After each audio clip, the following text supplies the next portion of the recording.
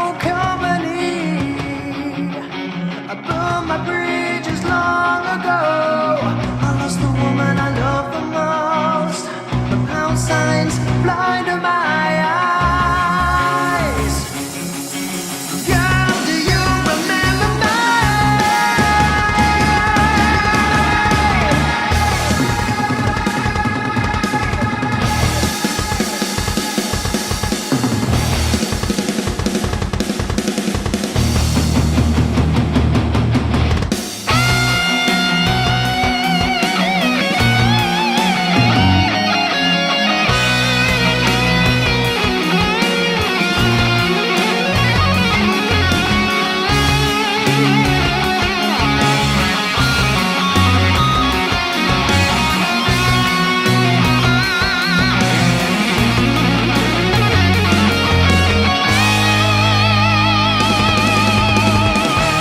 This is how the story goes.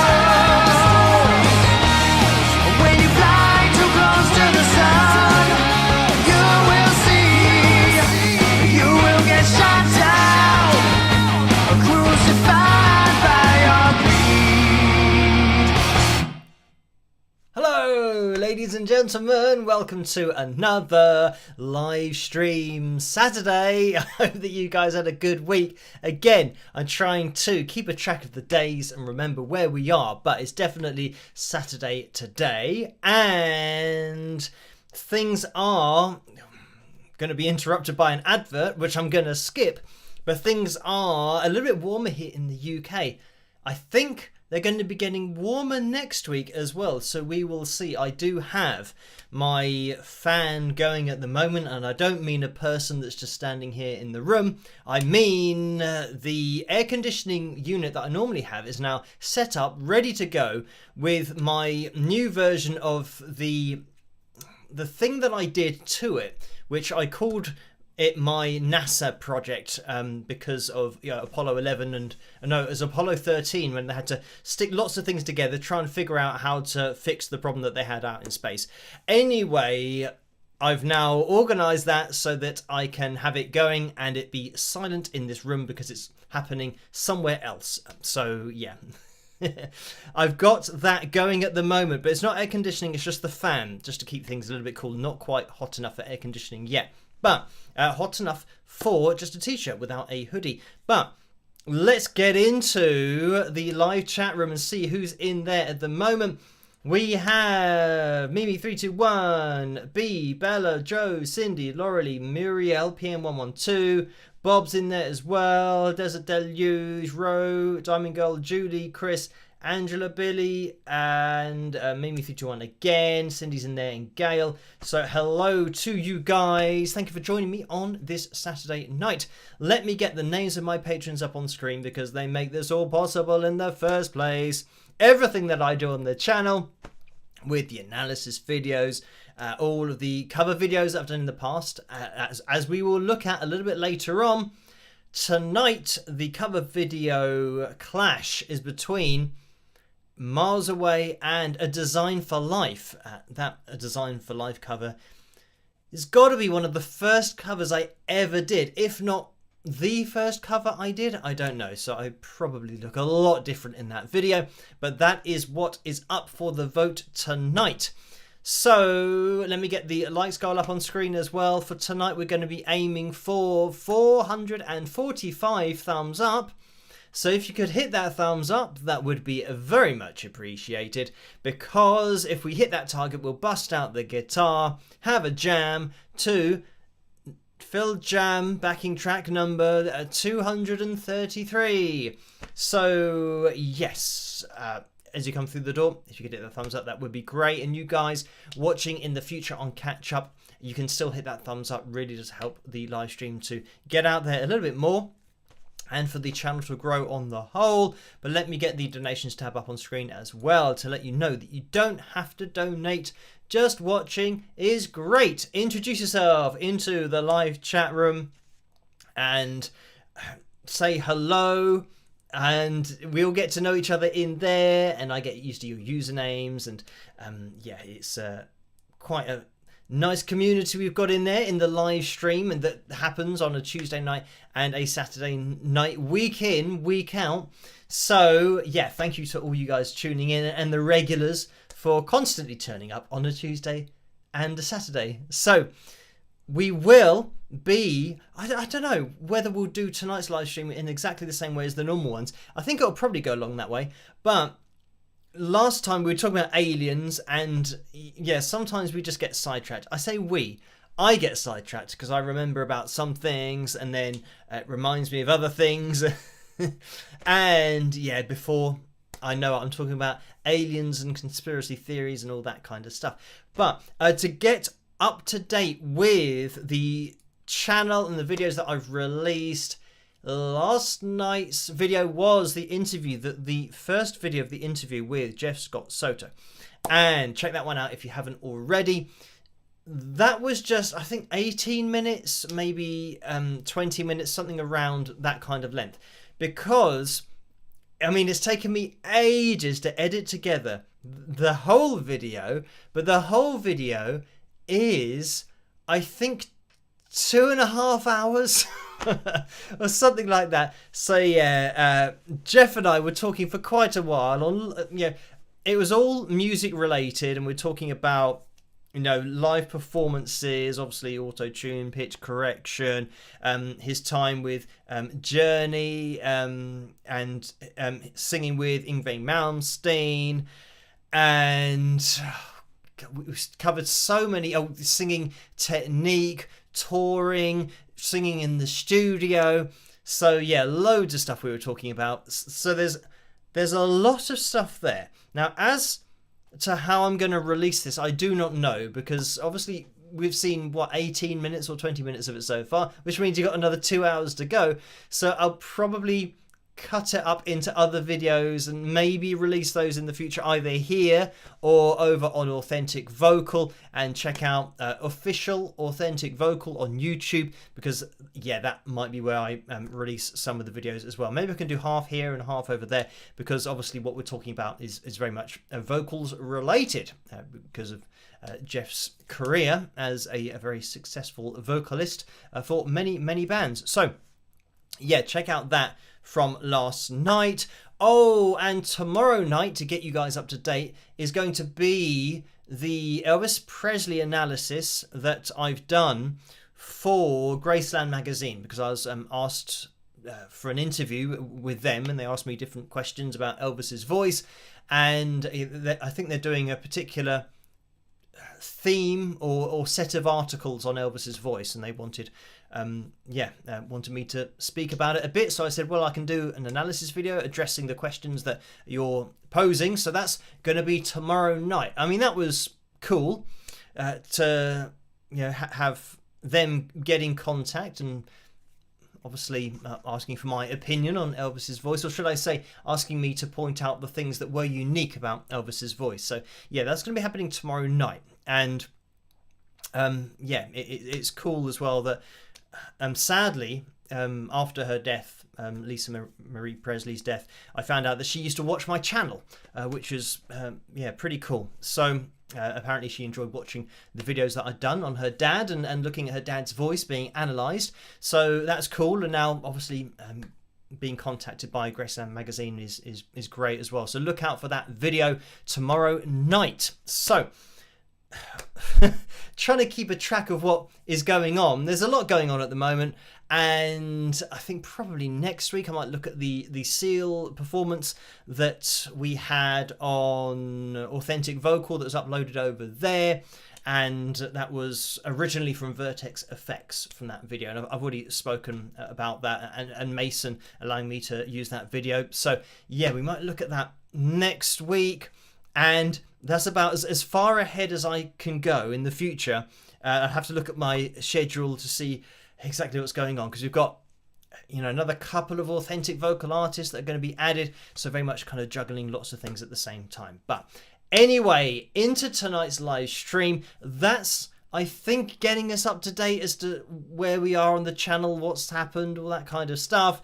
So now we've potentially got a bit of a free reign for talking about lots of other things.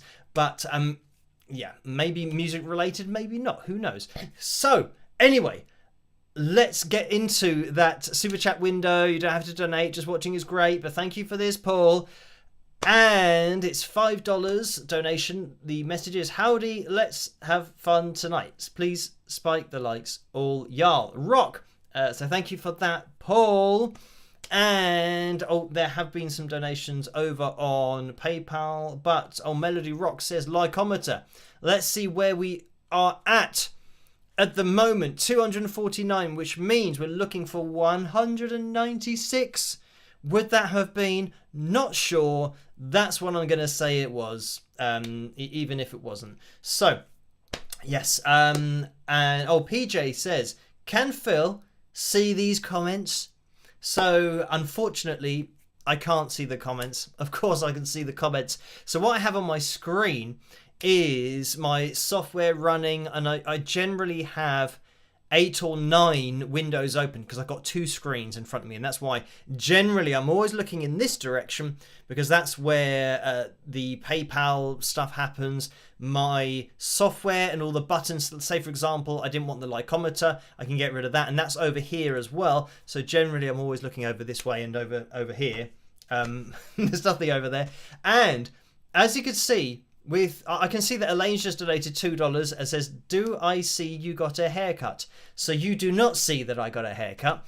And you might be able to see with the live stream. Let me try and push this bit forward. This is a bit of fringe here, but I've pushed it off to the side and I tried to spray it so that it stayed there. But I think throughout the live stream it's going to gradually creep across my face. So keep an eye out for that later on.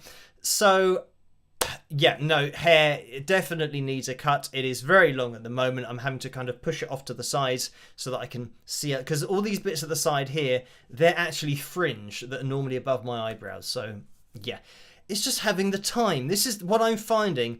Just having the time to book in a haircut at any point is very difficult at the moment, but I will make some time for it soon. And yeah, I've kind of dodged the bullet here with my hair because I can see what's going on. Anyway, yes, so yeah, I can see the comments, and that's here. So in terms of directions, we've got comments furthest right of the screen there, software, and that's kind of the complicated bit of the software. Like if I needed to change the lights goal to like 444, then I could change that there, 445. So yeah, I'm doing this all in real time. So that's over there. We've also, yeah, and everything to do with changing software, getting things up on screen is a different window. So changing things within the software is on the right. Changing things that you see on screen is on the left. So yeah, that's why I'm mostly looking over here, because I'm not having to change too much about what we're looking at, because that should be the same. Hopefully, fingers crossed, from one live stream to the next. But yes, I can see comments there. Right. Let's get into the PayPal window because we have had some donations in there. And first of all, Cindy's donated £30, so thank you for that. And the message is, I loved the video on Wednesday showing your natural pitch accuracy. How did it feel to finally analyse your own voice? Did anything surprise you? So thank you for that, Cindy. And as to how it felt, I'm not sure. Probably a bit narcissistic. Looking at my own voice and breaking down my own pitch accuracy. But yeah, I mean, that was one of those videos where I think a lot of people misinterpreted the first video, or at least maybe misinterpreted is the wrong word. They don't necessarily understand what we're looking at when we're looking at an analysis video, and then when I'm just pointing something out about some software and using my voice in order to avoid copyright blocks and all that kind of stuff. So they didn't realize that, yeah, when you zoom out and the lines are a lot closer together, even if you're not on the line, it will now look like you are on the line. So yeah, it was interesting to take a look at my own voice. And I mean, yeah, I know that when I'm recording a song, when you're in the studio, of course, it's not like a one take and that's it. And you know, you then have to leave it, you know, no matter how you did it. But in the studio you can do one take, and I think I explained this in the video that I did maybe a verse, chorus, listen to it back, or even just a verse and a chorus, listen to it back, and just decide whether you like it or not. And then if you don't like it, just sing it again and then listen to it. And sometimes it's not even a case of the pitch being off, or singing like a verse and a chorus and thinking, oh, I can't get the pitch very accurately. It's more like you sing it and it sounds fine, but there's a particular expression to it that you think, oh, well, this one sounded, even though the pitch is still in the right ballpark, you think, well, this one sounded more how I want it to emotionally, rather than just singing notes in a bland way, just literally focusing on pitch. But I know that I do have very sensitive ears to pitch, so then it does stand to reason that if I'm listening to something back that I've sung, I'm going to judge it with my own interpretation of pitch, which is probably quite precise. So and therefore, when I was learning to sing, I would judge my singing the same way. So if I were singing a particular phrase, I then think, well, actually that isn't as accurate as I want it to be, so I'll keep on practicing until I do get it accurately. So yeah, very much the point of that video was just to say that, yeah, if you work at hitting pitches, then you will get better at it. Interestingly, I do occasionally get the comment, not just under that video, but from other videos, where people say, oh, I'm totally tone deaf and I can't hit a note, and they very much see it as they're never going to be able to sing or hit a note.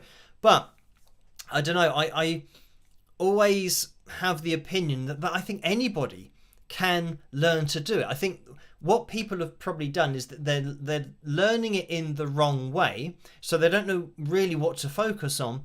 But then,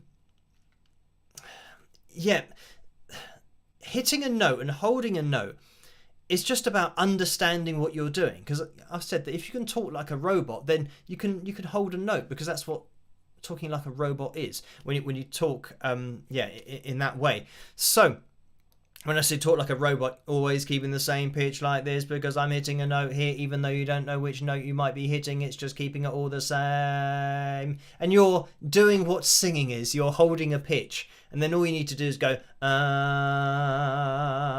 start adding a bit of vibrato, and now it sounds kind of easier on the ears.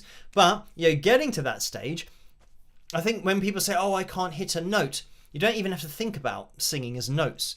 It's sound. So all you need to do is make the sound, and then once you can do the sound, then it's learning from there how to change the sound. And generally that's always going to be a case of not thinking about trying to hit notes or go higher or lower, but just getting the right idea of what you're actually doing, and the fact that if you can talk, I mean, this is when I say that anyone can sing or anyone can hit notes, and anyone can get better at hitting notes. If you can talk, then you can sing. So yeah, I'm trying to think of, because obviously throughout my guitar teaching career, and I have taught vocals in the past, but very much focused on teaching guitar, when somebody is trying to get better at pitch, and this can even be translated to the guitar, so when they're trying to find a note that's higher, and they don't necessarily know that that's going to be higher up the fretboard, or you're going to have to move, for a right-handed player, from left to right, so you're going higher up the string, or at least sliding up your fretboard towards kind of the 12th fret where the octave is. Anyway, just getting that appreciation of pitch, like I have said before, that when somebody screams, that's a high pitch. If you don't know what a high pitch is, a scream is high pitched. So anything that doesn't sound like a scream is going to be lower.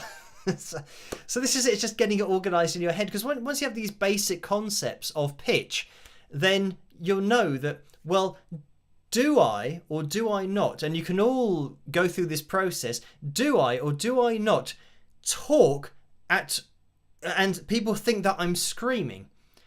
Because if it doesn't happen, that means that your talking is lower than a scream. Because generally what will happen is a scream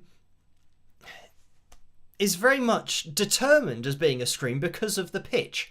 because it's high. If somebody goes, oh, like that, nobody's going to turn around and see what that person's screaming about. Yeah. Yeah, I don't know what they think that would be, but this is the reason that why that isn't a scream, because the pitch is too low. So anyway, yeah, once you start to understand the concept of the noises that you make naturally and then relate them to pitch, then you can start thinking, right, well, if I wanted to make a higher pitch, what would I do? And generally people that are shouting at sports venues and trying to get their team to maybe play a little bit better, they never do that in a low range. More often than not, they're going to be shouting. And when you're shouting, it's always going to be in a range or a point where you're projecting your voice as much as possible, which isn't going to be low. Like when you shout at someone, you don't go from this place here down there. You don't go, oi, oi, how dare you? That isn't shouting. So anyway, yeah. I was going to say that, yeah, throughout my teaching career, I haven't yet found somebody who can't understand the concept. Like if I've maybe got half an hour with them and I'm teaching either guitar or vocals, that somebody who doesn't really know anything about pitch, they do understand it. And then you say, right, so take now what you know and maybe listen to somebody even screaming, and then they'll say, oh well, that's screaming, so it's got to be high. You go, yes, correct. So you've got somewhere to work from. And if you want to, you can then turn that scream into a pitch and find out which note they are closest to. But yeah, it's all about understanding it. And it doesn't have to be a musical understanding. It's just a basic understanding of sound, which I think is, really important, because a lot of people study music and study theory, but they don't study sound. So they're very good at, chords, scales, progressions, and even kind of writing or reading music as well. But then if you sing a note, na, and then you say, what is that note, or what is that closest to? Then because they haven't really studied sound, they don't know what that is, but that is sound. So yeah, for me it's like, well, yeah, if you are studying something, then you should understand the thing that it is, which is sound. And I'm not talking about having a perfect pitch. I was going to say pitch perfect, but that's when you're singing and you sound pitch perfect. It's not the same as having perfect pitch, which is where you can hear a note and know what it is. But I think that you can start to get pretty close with just knowing sound, understanding sound. What did I do? Now, I'm going to say that's an E flat. Nah. Yes, it was. So, na is an E flat. Na is an E. So, and I don't have perfect pitch. So, I don't know the notes. But because I've been listening to sound, and I guess because I haven't been focused on theory, when a sound is played, I understand that sound. Whereas, I think when you're really focused on theory, somebody can know everything about music, and you can literally do that, go, nah, and say, what note is that closest to? And they'll go, well, I don't know. You think, well, yeah, but you should understand sound, because that's what you're studying. But then I guess that's the difference. You're not studying sound, you're studying how to write down what that pitch is. If you've got nothing telling you what that pitch is, then you're always kind of, going to be potentially lost. So anyway, that is that. I don't know how I got into all of that, but it's just a subject that I do find very interesting, because I don't have the ability to hear notes and know what they are, even though I made a sound and that's what it was. But I've kind of contradicted myself. You just have to take my word for it that it's not a skill that I had when I was younger. It's something that I think has come from years of just listening to sound and understanding where it is. And even there, not only understanding sound, but if we're relating it to pitch and frequencies, knowing that that was an E flat 4, so you even know exactly which note that would be on the piano, and then you could take it down an octave, and this is where if you can sing, then you can start singing out all the notes that you want to. So anyway, that is that. So it would be interesting actually to ask, because I know that a lot of people get I don't know, that they rate theory, and there are some musicians who, I don't know, that they start to get, I don't know what the best way of putting it is. I don't know the best way of putting it, but they start to get a little bit kind of overconfident and see almost like, because they value theory so much, they see themselves as superior to maybe other musicians who might not know the theory. And this is especially the case with, genres like punk, for example, and then comparing that to jazz. And you might get some people who have studied a lot and might be jazz musicians and see that as a superior form of music, but music isn't a competition. But in that case, it would be interesting to know, or to see from the people who have very wide knowledge of theory, giving them a note and saying, what is that note? Because I think their tendency would be immediately to go to an instrument to find the note, because they don't know the note. So yeah, it's just an interesting way of learning. Kind of flipping things around and very much understanding sound, and like with the fill jams at the end of the live streams, hearing a sound and then how do you work with that sound, rather than hearing a sound and then thinking, right, what is that sound, let me try and find it on an instrument that is tuned. But the tuning of the instrument has already happened. That's something that's going to help you. Whereas you think, well, you should already know it. If you're studying music and sound, you should kind of be able to just work with the sound, not needing anything to tell you what that is. And I think actually that's the most natural way that we work. When a song comes on, if you do have the ability to sing or hum or do that in your head, you can generally sing melodies in your head. If you're thinking of a song, you can hear the song. But how does your brain know where the notes are? How does it know which scales are being used and the chord progression? It doesn't. It's just playing back the sound. So you don't need any of that knowledge to, like I've said, sing Happy Birthday. If you start singing Happy Birthday, everyone can pretty much do that. And if they can't do it, then they know what it goes like. But how do you know the notes? How do you know the scale? How do you know the intervals? How do you know the key? All these different things.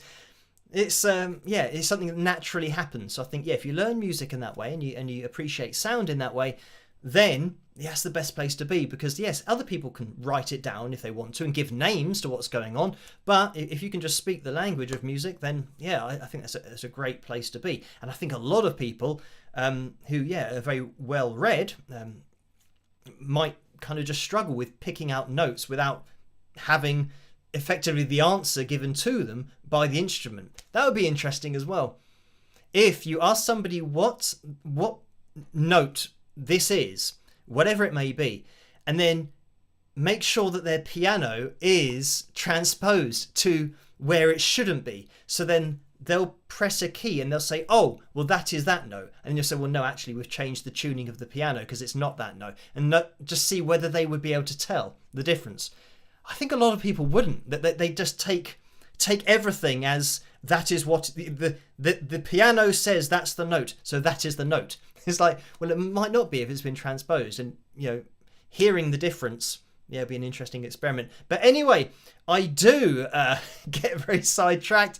And that is a musical sidetrack that we went down. Right. Analysing my vocals. I was very accurate, which is good to know, but I was in the studio, so it's not as if I just did it once. I knew that I could do it, listen to it, whether I liked it or not, and I'd do it again. I don't use pitch correction or auto-tune. I just sing it until I like what it sounds like. So that's that's the way that I roll. But thank you for that, Cindy. Nicole's donated £15 as well. So thank you for that, Nicole. And there's a message with this, and it says, a little hello, Phil. Wishing that your various projects work as you want. Hope, peace, and rock for all. So thank you for that. And Lisa has donated. Lisa W has donated £20. Thank you for that, Lisa. And the message is, hi, Phil. Let's celebrate my score of 79 today. Only 8 over par. It was exciting. Not bad for an old lady. Hope you can play again soon. So thank you for that. And this begs the question, what about the back nine? How did you do on that? Oh, a little golf joke there. But no, 79 is a very good score. I mean, pretty much for any course. Like, yeah, 79, even if it's not a really long course, it's a very good score. So yeah, I'm hoping that I can what I say is play properly soon, but I don't know whether that's going to happen. At the moment I'm doing the rehab, which I am using the golf swing as rehab, but it's difficult because it's getting to a particular point where I know that if I just went out and did a full golf swing, as I used to do before I was injured, then I know that I'd go straight back to square one. So the rehab has got to be very, very gradually built up. And yeah, that's something that I think is going to take quite a while. But I mean, might take a few months, maybe, hopefully. But yeah, we will see. It's always the case that when I'm doing the rehab, that you've got to get to a point where you're feeling this kind of 2 or 3 out of 10 discomfort, and that's going to kind of help it to then recover, or should I say adapt, recover, and then you need to get to that point again, so you're gradually getting these incremental improvements, one after the next. The only problem is that it's like a cliff, so you can get these gradual improvements, and then you just push it a little bit too hard, and then you get the sensitivity again, and you think, it's annoying that it was doing quite well up to a point, but then you do too much, so then you have to kind of build up to that point again and gradually move forward. So yeah, we will see. But yes, congratulations on the score. And Debbie's donated £5 as well. Thank you for that. And the message is, hi Phil, I will be on Catch Up Crew tonight. Thank for the recent Barbra Streisand analysis. It was awesome. Have a great live stream. You're the best. Love you, Debbie. Yeah, so thank you for that. And Linda has donated £7.20. So thank you for that, Linda. Oh, hang on. Yes. Oh, there is a message with this. It says, have a wonderful Mother's Day. Also, please let me ask why you don't wear jewellery anymore. Thanks for your videos. I'll be on the Catch Up Crew. I have an early morning. Good night, morning, day. Keep on rocking. So thank you for that. And I think Mother's Day is... Have we already had Mother's Day? We might have already had it. So the different days here in the UK compared to kind of other places. I think Mother's Day varies. But thank you for that, Linda. Oh, why don't I wear jewellery anymore? A very simple answer to this. The main reason is really... I mean, if I go out anywhere, then generally I will wear it. But on live streams, for example, if I'm playing the guitar, then having kind of stuff on my right hand interferes with the strings. And if you've got sometimes the rings on my left hand affect the ability to kind of close my fist, which means fretting notes is a little bit more annoying or troublesome. So yeah, generally those are the reasons as to why I don't wear jewelry on the live streams. But on the analysis videos, I think it's just a case of just not remembering to put it on because I really see my analysis videos as not something where it's like a movie premiere or an event or a live performance where you might be wearing, the more rock and roll stuff and ripped jeans and, whatever I wear in those kinds of scenarios. It's just me in a very relaxed sense doing an analysis of, a particular video. I remember years ago, somebody said about my analysis videos, they said, oh, why are you just wearing, a t-shirt and a hoodie? And who did they? I think it was Stevie Ray Vaughan, because they said, oh, because Stevie Ray Vaughan used to wear, really outlandish stuff. The same can be said about Jimi Hendrix. When he used to play live, he used to wear this and wear that. So then I replied saying, my analysis videos aren't me playing live. They're just analysis videos. So I'm not going to start putting on stage gear for then doing an analysis video. I mean, that'd be great. Imagine that have kind of some kind of big overcoat on, sunglasses, and all rings and a chain and all this, just for an analysis video. The problem would be with that is once you've started doing that, you'd have to do it for every analysis video, because say, oh, why aren't you wearing your big coat and your glasses and your chains and your rings and stuff? So I'm very much into just being comfortable when analysing videos, so that's why I don't wear all that kind of stuff. When I go out, I tend to wear different stuff. But anyway, thank you for that, Linda. And I think we are now up to date in the PayPal window, so thank you guys for those donations. Like I say all the time, you don't have to donate, just watching is great. Now, let's have a quick check-in to the likeometer, and we're looking for 98 more people in order to have a fill jam at the end of the live stream. So if you could hit the thumbs up, that would be very much appreciated, because 445 is what we are aiming for. Fill jam number 233. So we are certainly getting through them. Let's see how we're doing on the vote. Oh, Rose says plug the mug. I haven't plugged the mug in ages, so here's a plug of the mug for tonight. And if you want to get your hands on any of the merchandise, then you can do. There's a tray underneath this video. If there's not a tray underneath this video, then there's a link in the description below to the spring.com store, and you can get yourselves a mug, t-shirts and hoodies and bucket hats. That's what they're called, and caps. Bucket hats are something that I only knew the name for when they were on my store, available as an option for getting a bucket hat, but I knew what they looked like, didn't know what they were called. So anyway, let me quickly skip that. Right now, I can see we did have a little spike of the likes there, so thank you guys for hitting the thumbs up. Let's see, Miles Away is 54% in the live chat room. At the top of that, we got the vote for tonight's cover video, and look at this little bit of hair. It's trying to get, that'll go right in front of my eyes if I let it, so I'm going to have to keep an eye on my hair. Thankfully, I don't know what's happening on this side. It's just that it's just curling the right way so that it's not blinding me. So anyway, yes, Miles Away or A Design for Life. It looks like we might be listening to Miles Away relatively soon, because it has 54% of the vote.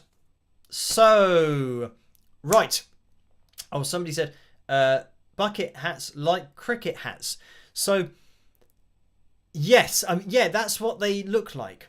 The people that wear those hats at cricket. And I guess it's probably mostly for, you know, hotter weather, to keep the sun off your face and your neck and all that kind of stuff. So yeah, with the weather in the UK, I guess this is why I've never had a bucket hat.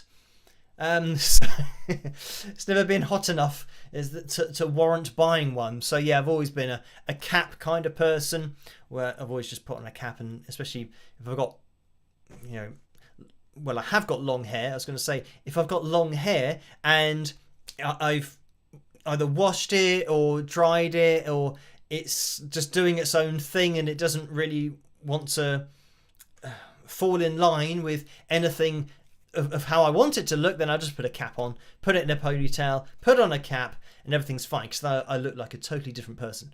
So anyway, thank you, David, for this $5 donation. And the message is, Phil, when you are comfortable, we are comfortable. Blessings to you and your family. So thank you for that. Yeah, it's all about being comfortable. I promote that at all times. And yeah, I don't tend to be a fan of things that are overly formal. So yeah, I think, yeah, especially if you're just at home, I think everyone's like that they might look very smart when they go outside and, you know, going to events and making a good impression, all that kind of stuff. But then as soon as you get home, then just get into the comfortable clothes. And yeah, for me, this is why I've just got lots of t-shirts that are like this. I've actually got a black version of this as well, the Goonies t-shirt, but all about comfort and yeah, not having to worry about it. You know, I suppose if I answer the door, somebody did recognize me when I answered the door before and they're delivering something. But I think if I've got my cap on and my hair in a ponytail, then people don't recognize me, or at least I don't think they would recognize me anyway because I'm not that well known. But I haven't ever been recognized with my cap on. So that's all, you know, statistically, that's just the way it's worked. The only time I've ever been recognized has been when the hair is down in my particular way. And even actually, yeah, the clothing doesn't matter because, yeah, people have spotted me when I've had a t-shirt and I guess having a t-shirt and a hoodie on, like if I go out in my relaxed clothing, the problem or the mistake I've made there is that I look exactly like I do on my videos. So yeah, it probably didn't help. Probably would have been better to look smarter, and then I think the hair's the giveaway. Somebody just was behind me and shouted, "Wings of Pegasus!" When I was in London, and I then turned round and they were correct. It was indeed me. So yeah, I don't know how they recognised me from behind, or maybe they've seen me walk past them and therefore knew who I was. Yeah, certainly recognised me from the back of my head. Would be very good. But anyway, Diamond Girls donated $2. Thank you for that. The message is, okay, I'm shouting now. Laugh out loud, a design for life. So yeah, thank you for that. I think it's going to be miles away by the looks of it. And, I don't know why this is happening. Underneath miles away, it's like a dotted line that's moving. Actually from right to left. Never seen that before. So, I think, how are we doing for time? We are approaching 10 to midnight here. And are we going to hit the lights goal for tonight? I think this is possible. I think over the last few live streams, it's been a bit touch and go as to whether we are going to get up to the lights goal at 445 tonight. So, does that mean we're looking for, 61 more people to hit the thumbs up? If you could do that, that would be great. Then we'll bust out the guitar, have a jam. But I think we might jump, no picture corner for tonight, so we've got a little bit of extra time. We might jump into the cover video for tonight and then just see what we talk about after that. We'll have a bit of time for, I don't know, maybe a Phil Toon or something else, who knows, or I'll just be blabbering on about something else. And then before I know it, it'll be the Phil Jam time, which is, here we go. 8 minutes and 40 seconds is the backing track for the Phil Jam. So, yeah, we'll get into the cover video now. My version of, it looks like it's going to be miles away. Let me end this. And Melody Rock says, Troll Corner. Now, the problem with Troll Corner is I've got to have read something that's trollish. And I haven't read anything that's trollish. So, yeah, this is it. It just... Sometimes it goes like that I'm a bit luckier and don't get as many troll comments. I think generally, like when recently we've had the Barbra Streisand analysis. That was last Sunday. Wednesday was the follow-up video on the Vocalaise site, and my Paris Nord vocal, and pointing out that it's not pitch correct and why it looked a particular way. So there's not really anything trolling on that one. And then last night was just the interview with Jeff Scott Soto, and there's not really any trolling on that. So I think in order to have a video that has trolls on, it's got to be something controversial, or me just pointing out something that is factual. And this is something that Jeff said, that he said that if he were doing my videos, he wouldn't just say that it's an objective fact and what we're looking at is objective data. He said that he would be saying it's the truth, that this is what it is. Like, I think because he knows what we're looking at, that there's no explanation for what we're seeing in those kinds of analysis videos other than it being exactly the same audio file. He would be saying it a lot more, I don't know, a lot more strongly than I do in my videos, but it is still objective fact and objective data, what I point out. Anyway, on those particular videos, when I'm doing that, the people that don't really understand what I'm doing, that's generally where there'll be a little bit of trolling, because they think, oh, how dare you? Oh, I'll tell you what, we're going to Troll Corner because this reminds me of something from ages ago. So let's go into there, and I'll see you guys in a second. Rock! Oh, hello.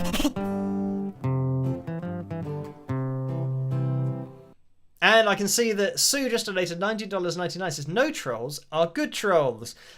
So I'm just contradicting that by jumping into Troll Corner.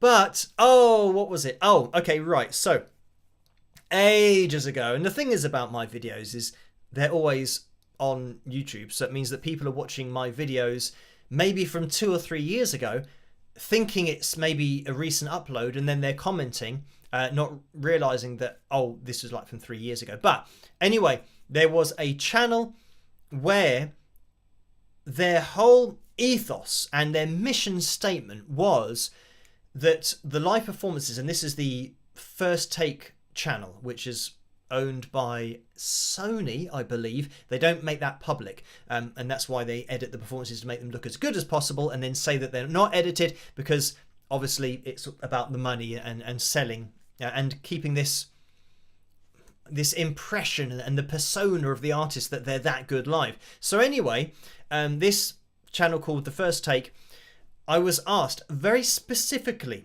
in an email to see if it is actually true, if it is all in one take, and if all the mistakes are left in, and it's exactly what they are saying in their video when it says literally, there's something that I used in the thumbnail. It says no fakery. That was literally what they say in their video, which I used as the thumbnail. And there happened to be this singer called Lisa in the background, and it's not a singer that I had heard of or even know a lot about now. And some people in the comment section said, "Oh, why are you using Lisa in the thumbnail?" Well, I don't know who that person is. What I'm using in the thumbnail is the no fakery, because that's what they're saying is the whole point of the channel, is that there's no fakery. So this video is to find if there is. So anyway, long story short, I found multiple performances that either had vocals on there that weren't actually being performed, and auto-tuned vocals. So anyway, highly edited some of the performances. And some people said underneath, and this was the point that I was asked whether this channel is totally just one take. So I found performances, or I was sent performances, and I didn't go out and find as many as possible, because I'm sure there are more than I looked at. But I looked at the performances that I was sent, and I found that, well, these have been edited, that it's not what they're saying. They're saying no fakery and no edits, all one take. That isn't true. So anyway, and that was the point, and that's what people were asking me about that channel, if it is all above board. I'm pointed out objectively that I can show you that it's not. Anyway, some people commented about that Lisa thumbnail, but other people did come to my defense and say, no, it's the no fakery. That's what he's referring to, not the person that happens to be in the background of the no fakery words that are on screen. But yeah, other people said, oh, why didn't you feature a performance that wasn't edited? And that, you know, and people start listing performances by bands or artists that they think haven't been edited. So they, why didn't you check out that performance? Why didn't you look at this performance? Why didn't you look at that performance? And they don't understand that when you say everything on your channel is one take and there's no fakery, no editing, which is another thing that they said, and you then find performances that are edited and aren't all in one take, then you've contradicted your mission statement. So what you're saying is untrue. I don't understand why I would spend time trying to find the performances that were genuine when I've been asked to say whether everything that's on the channel is genuine, because so it doesn't make any sense. So it's almost like people get defensive about, oh yeah, but the performances that you've featured and analysed are the fake ones. Why didn't you do the non-fake ones? It's because I've been asked whether there's any fake ones. If there's one fake one, then that's it. That's game over. Because you can't say, oh, everything on the channel is absolutely above board, 100%, total honesty, no editing, one take, you know, warts and all. We're going to show you it as it is. And then they do a video that is highly edited. You think, well, no, you can't do that. One is too many when you're making that mission statement. So anyway, there we go. There's a rushed troll corner for tonight, because I just remembered that yeah, people don't really understand the point of, I've been asked to say whether it's all absolutely unedited, and it's not. So anyway, that's troll corner for tonight. Let's get out of here.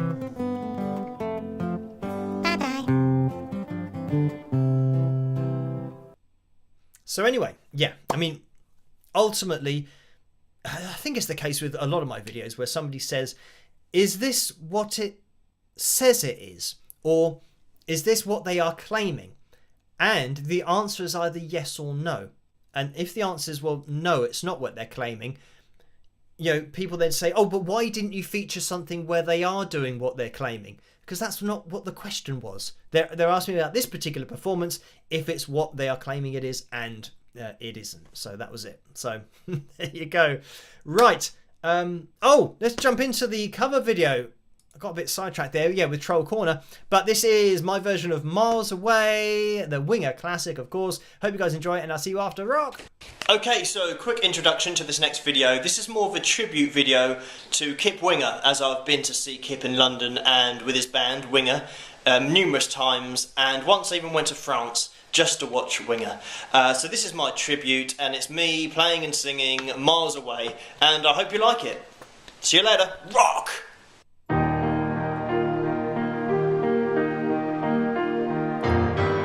So this is love, or so you tell me, as you're walking out the door. Months go by and I know for certain it's not the love I'm looking for. Sometimes, just for a moment, I reach out and hope you're still there, miles away. No, you're never turning back. I just can't wait anymore.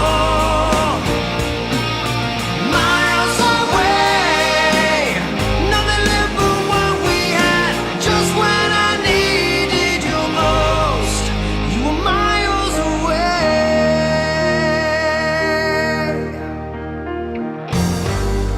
It's hard to tell what you're going through. You kept your feelings locked inside of you. Open your heart and chances are what you're feeling, I'm feeling too. If only just for a moment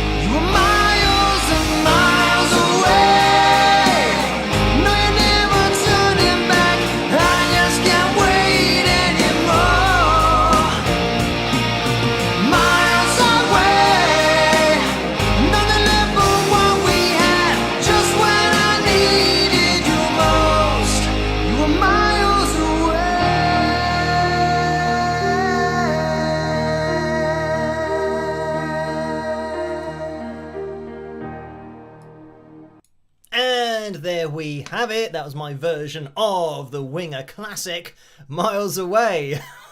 I always call it a Winger classic as if everybody knows Winger. But very much a band that I was into, am into.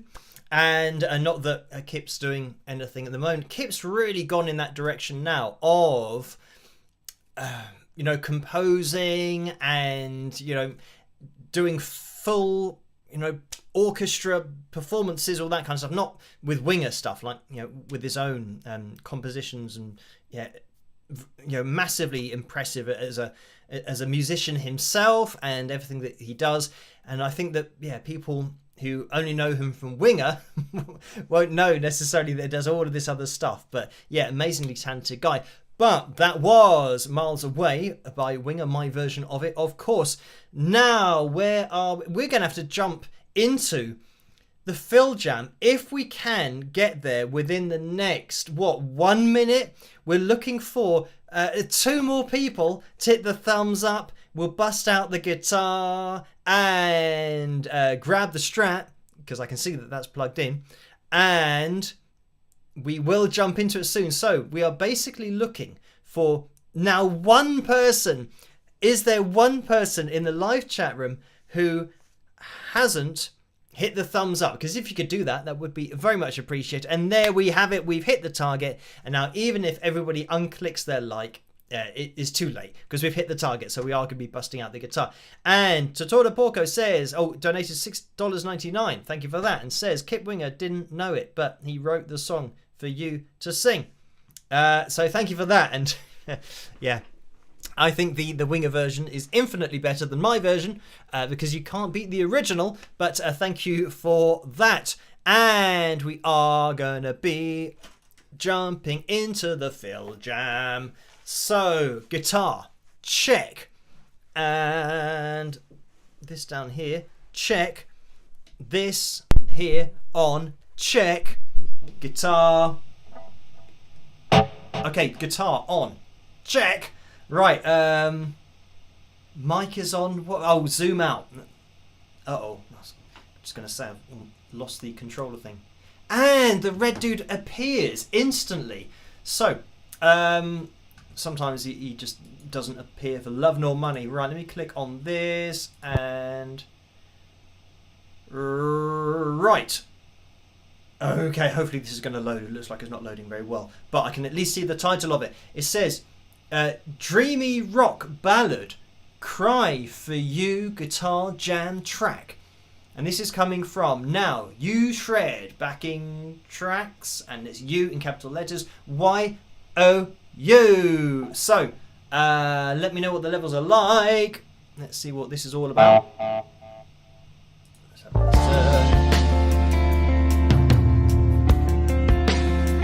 oh, why can't I hear anything? Oh, here we go.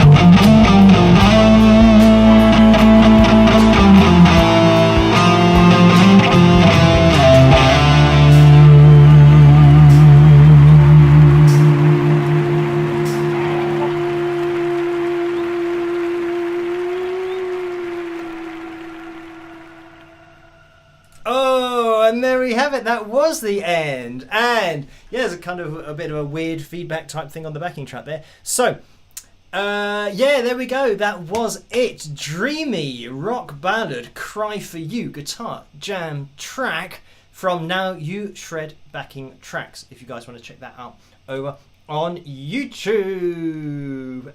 Joe says it has an end with Sydney clapping. So there you go. There it was.